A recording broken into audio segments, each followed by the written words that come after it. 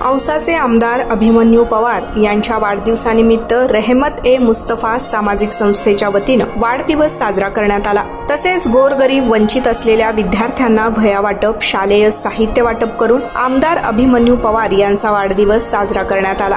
तसेच हारतोरे वर वायफट होणारा खर्च टाळून गरजू गरीब वंचित विद्यार्थ्यांना हजारो वह्या वाटप करण्यात आले। यावेळी प्रमुख उपस्थिती रहमत ए मुस्तफा सामाजिक संस्थाचे संस्थापक अध्यक्ष रसूल पठाण, ज्ञानेश्वर मॅकल, कलीम रंगरेज, आर्यन पठाण, जावेद शेख यांचा सह आदी मान्यवर उपस्थित होते। औसा मतदारसंघात गेल्या 4.5 वर्षात केलेल्या विकास कामातून जनसामान्यात आपल्या कामाचा वेगळा ठसा उमटवून अल्पावधीत औसा मतदारसंघाची ओळख संपूर्ण राज्याला आमदार अभिमन्यू पवार यांनी करून दिली आहे। विकास कामासोबतच सर्वसामान्य लोकांची त्यांच्या कामातून मने जिंकून त्यांनी विकासासोबत माणसं जोडण्याची कामं केली आहेत। याचेच फलित म्हणून त्यांच्या 1 जुलै रोजी वाढदिवसानिमित्त शुभेच्छा देण्यासाठी विविध क्षेत्रातील मान्यवर लोकांसह शेतकरी, शालेय विद्यार्थ्यांसह अगदी तांडा वस्तीवरून लोकांना बोलवण्यात आले होते। सोमवारी सकाळपासून औसा येथील मुक्तेश्वर मंगल कार्यालयात ते जनतेच्या शुभेच्छा स्वीकारण्यासाठी उपस्थित होते।